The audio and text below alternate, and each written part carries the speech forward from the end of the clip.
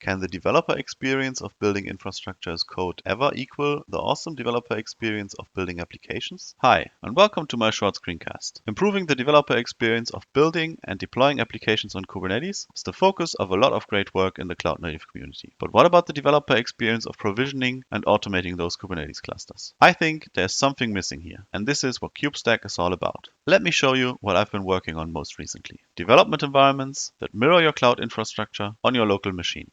First, I run Kubestack local apply here. While this is provisioning the local environment, take a look at the Terraform configuration on top. The configuration currently defines a single GKE cluster. The local apply command read this configuration but replaced the actual GKE cluster module with a mock GKE cluster module. This mock module accepts the same input variables, but instead of provisioning cloud resources, provisions Kubernetes clusters locally, running one Docker container per node. You can see these Docker containers have been created in the terminal window on the bottom right.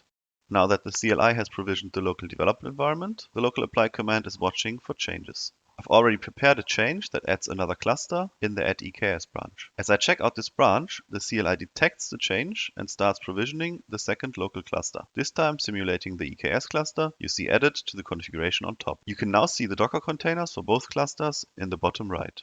This example shows how the local development environment can help you iterate faster by allowing you to work independently of any shared cloud environment and leaving you less often waiting for a pipeline run to get feedback on your change. I hope this demo was helpful to get a quick overview of this new feature and how Kubestack can help teams build reliable infrastructure automation. If you would like to try this yourself, head over to kubestack.com and follow the updated tutorial. Thank you for watching.